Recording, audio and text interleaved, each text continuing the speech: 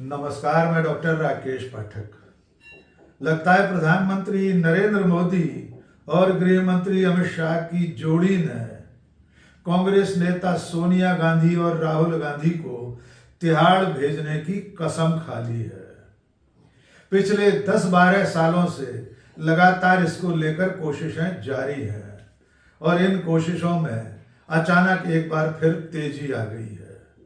यही वजह है कि नेशनल हेराल्ड के एक पुराने मामले में नई एफआईआर दर्ज की गई है और इस एफआईआर में प्रमुख अभियुक्त हैं श्रीमती सोनिया गांधी और नेता प्रतिपक्ष राहुल गांधी। सबसे मजेदार बात यह है कि इस एफआईआर की टाइमिंग भी सोच समझकर तय की गई है।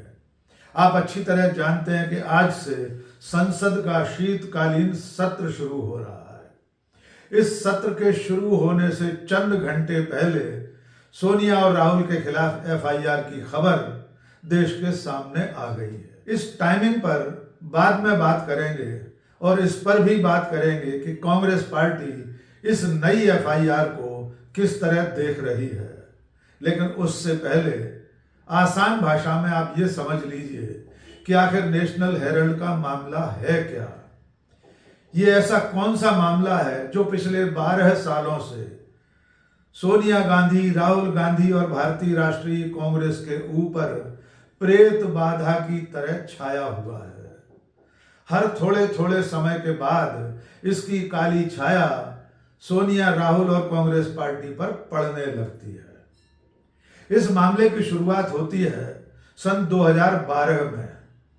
भारतीय जनता पार्टी के नेता प्रोफेसर सुब्रमण्यम स्वामी ने एक निचली अदालत में शिकायत दर्ज कराई कि नेशनल हेराल्ड का संचालन करने वाली कंपनी एसोसिएटेड जर्नल्स ने अपनी हिस्सेदारी किसी दूसरी कंपनी को बेचकर मनी लॉन्ड्रिंग की है, यानी बड़ी धोखाधड़ी की है। लंबी जांच पड़ताल के बाद इस मामले में अदालत ने मुकदमा दर्ज करने का आदेश दिया। ईडी ने इस मामले में मुकदमा दर्ज कर रखा है। उसकी चार्जशीट तक अदालत में पेश हो चुकी है। आप अच्छी तरह जानते हैं कि एसोसिएट जर्नल्स लिमिटेड यानी एजेएल पंडित जवाहरलाल नेहरू द्वारा 1938 में स्थापित एक कंपनी है। ये कंपनी नेशनल हेराल्ड अखबार का संचालन करती है।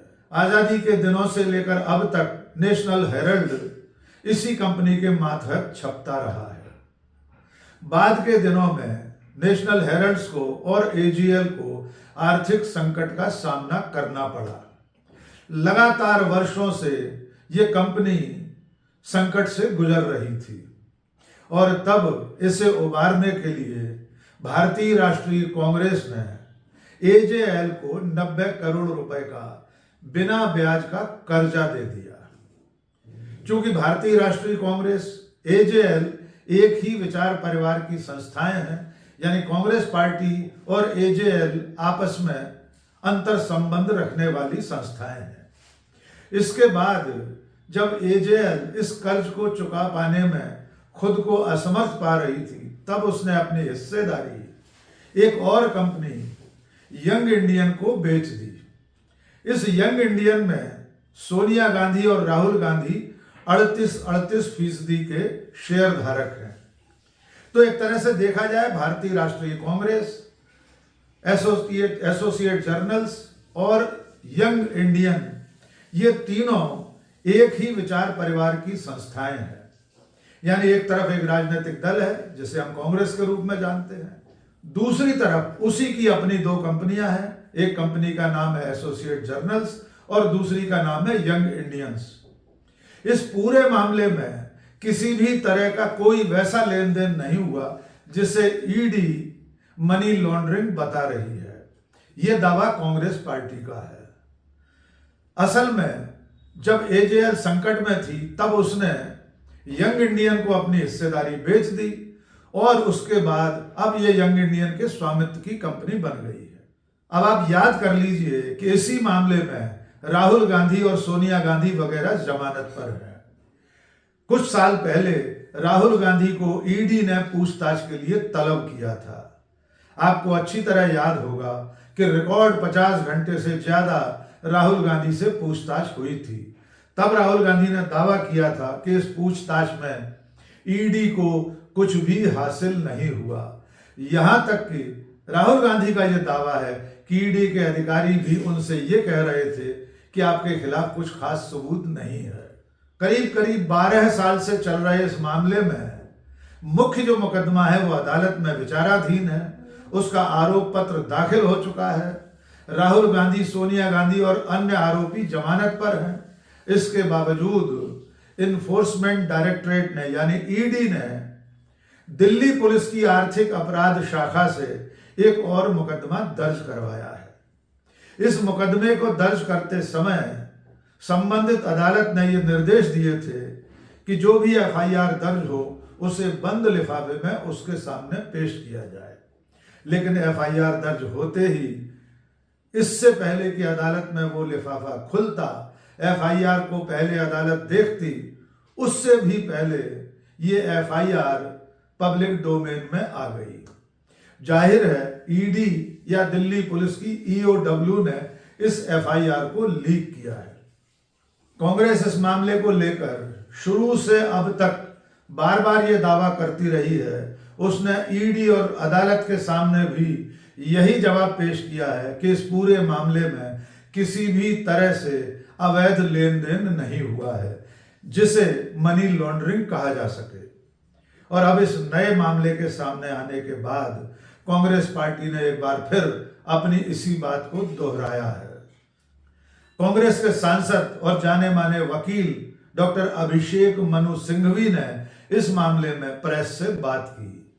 डॉक्टर सिंघवी ने कहा कि ईडी की जांच पड़ताल इस तरह की है कि उसे नोबेल पुरस्कार मिलना चाहिए। और इसके बाद उन्होंने कहा कि यह नया मुकदमा तो दुनिया के 8वें आश्चर्य में शामिल होना चाहिए। आइए सुनते हैं अभिषेक मनु सिंघवी ने क्या कहा।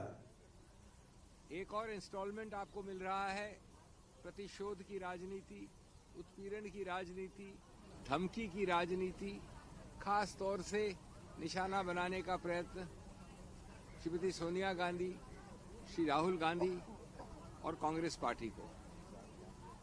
हम सब जानते हैं कि अर्थव्यवस्था के मुद्दे, बेरोजगारी के मुद्दे, विघटन के मुद्दे, विदेश नीति के मुद्दे, अमेरिका से लेके चीन से लेके बांग्लादेश के मुद्दे इत्यादि इत्यादि, अगर आपको यहाँ से नज़र हटानी है, डाइवर्ट करनी है, तो ये इस प्रकार के उत्पीड़न, प्रतिशोध के मुद्दे आपको उठाने पड़ते रहेंगे। तो मैं अभी आपको बड़े सरल तरीके से बताना चाहता हूं कि जहां कुछ हुआ ही नहीं, जहां कोई क्राइम ही नहीं है, वहां किस प्रकार से क्राइम की इजाद की जा सकती है। इसमें हमारे सत्तारूढ़ पार्टी के लोगों को और ईडी को एक नोबेल प्राइज मिलना चाहिए। ये एक अजूबा है, वन ट्रिक वंडर है।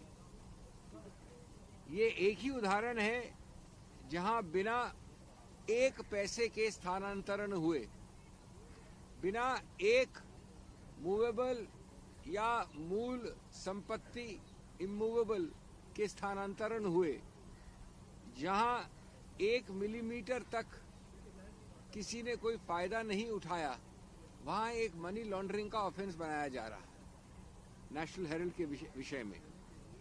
और ऐसा ये अजूबा है कि मैं समझता हूं कि ये पहली बार वन ऑफ द 7 और 8 वंडर्स ऑफ द वर्ल्ड में गिना जाना चाहिए। एजेएल से शुरू करता हूं मैं। आप सब जानते हैं जानी मानी पुरानी कंपनी है, 50 वर्ष से उससे भी ज्यादा एक मशाल लेके कुछ आदर्शों के लिए खड़ी है। नेशनल हेरल्ड ब्रिटेन के विदेशी रूल के समय में खड़ी थी, उसके बाद खड़ी है। और ऐसा होता है कई बार कि आदर्शवाद पे स्थापित संस्थाएं कई बार वाणिज्यिक रूप से, आर्थिक रूप से अच्छा नहीं करती हैं। यही हुआ नेशनल हेरल्ड एजेएल के साथ। इन 50, 55, 60 सालों में उस आदर्श को ऊंचा रखने के लिए, कांग्रेस के आदर्शों को, उस मशाल को जलाते हुए रहने के लिए विभिन्न समयों पर एआईसीसी ने अलग अलग समयों पे 55-60 वर्षों के बीच में उसको लोन दिया एजेएल को। वो लोन एक वक्त 90 करोड़ हो गया था। एजेएल कंपनी है जो सिर्फ नेशनल हेराल्ड नहीं चलाती, लेकिन जिसके पास अचल संपत्ति है पूरे अखिल भारतीय स्तर पे।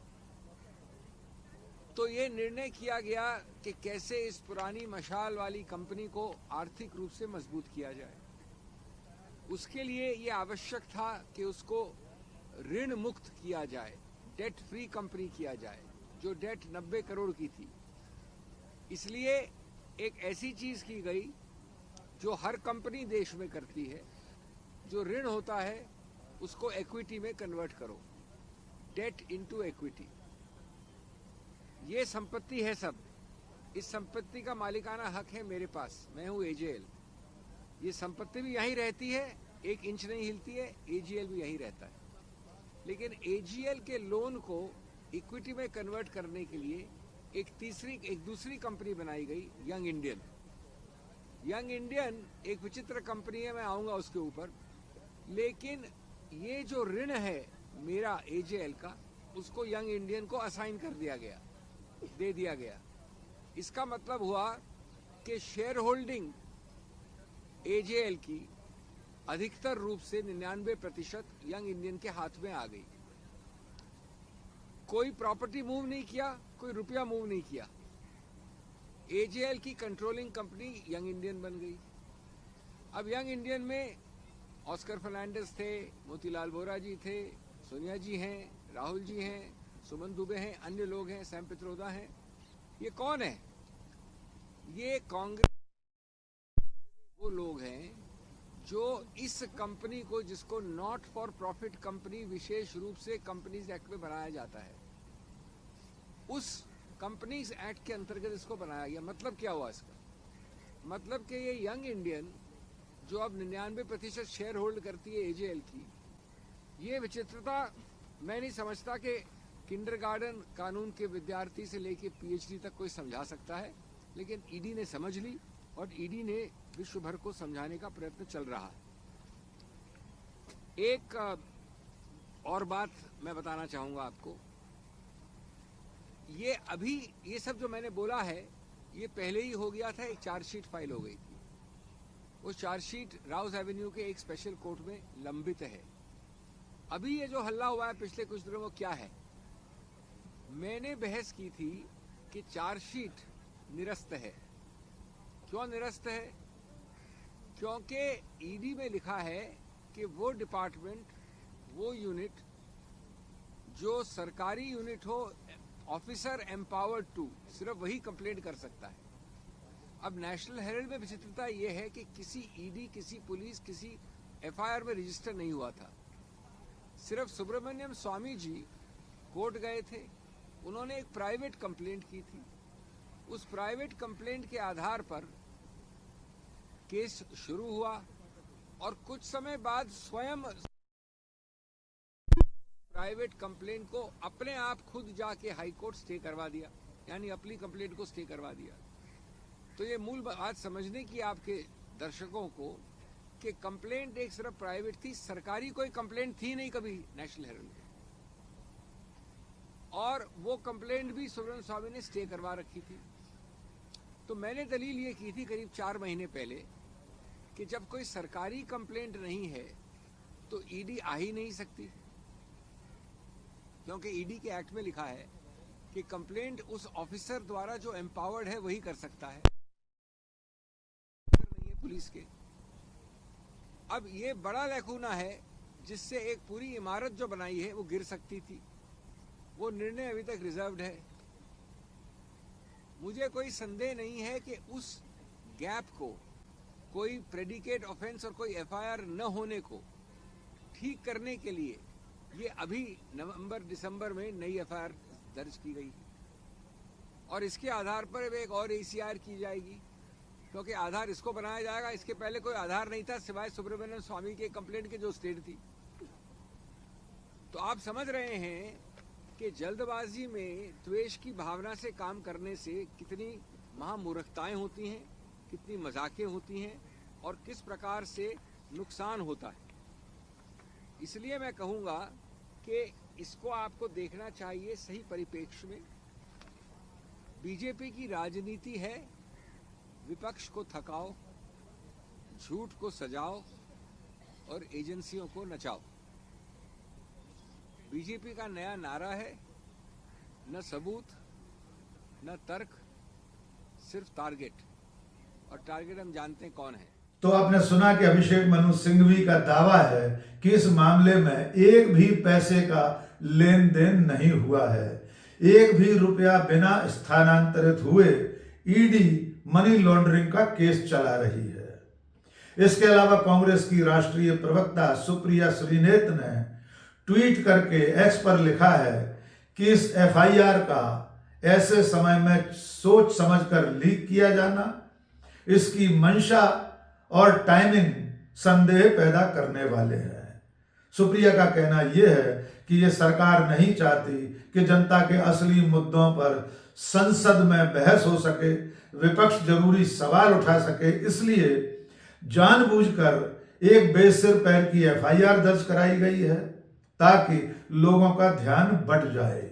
लेकिन सुप्रिया ने कहा है कि ऐसे मुकदमों से न तो राहुल गांधी डरने वाले हैं, न सोनिया गांधी डरने वाली हैं, न कांग्रेस पार्टी डरने वाली है।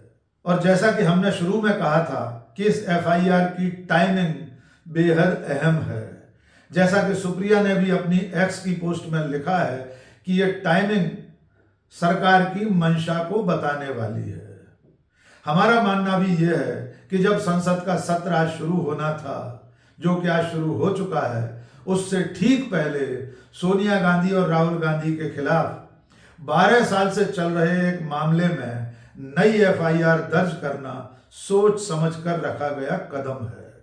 सरकार ने ये टाइमिंग जानबूझकर चुनी है और उसकी एजेंसियों ने ऐसे समय में एफआईआर की है जबकि सरकार खुद मतदाता सूचियों के पुनरीक्षण यानी एसआईआर जैसे गंभीर मामले में फंसी हुई है।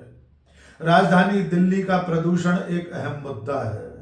पिछले दिनों दिल्ली में हुए आतंकवादी हमले का मामला भी अभी ठंडा नहीं हुआ है। ऐसे अनेक सवाल हैं जिनके जवाब सरकार को देने हैं, लेकिन सरकार इन जरूरी सवालों से बचने के लिए सोनिया और राहुल के खिलाफ एक नई एफआईआर लेकर आ गई है। इसलिए जैसा कि हमने शुरू में कहा था, अब ऐसा लगने लगा है कि नरेंद्र मोदी और अमित शाह की जोड़ी सोनिया गांधी और राहुल गांधी को जेल भिजवाने के लिए कमर कस चुकी है। वे कब तक सोनिया और राहुल को जेल भिजवा पाएंगे या सचमुच में अपनी इस मंशा में, अपनी इस नियत में कभी कामयाब भी हो पाएंगे या नहीं, ये आने वाला वक्त बताएगा। लेकिन ये दिलचस्प है कि जो मामला अदालत में विचाराधीन है, जिस मामले की चार्जशीट पेश हो चुकी है, जो मामला 12 सालों से चल रहा है, उस मामले में एक नई एफआईआर, वो भी दिल्ली पुलिस की आर्थिक अपराध शाखा द्वारा दर्ज करना सचमुच हैरान करने वाला है। देखना होगा संसद में इस मुद्दे को लेकर और बाकी जरूरी मुद्दों पर सत्ता और विपक्ष का क्या रवैया रहता है। आगे इस मामले में जो भी अपडेट होगी उसे लेकर हम एक बार फिर आपके सामने हाजिर होंगे। आज के इस वीडियो में बस इतना ही। बहुत बहुत शुक्रिया। जय हिंद।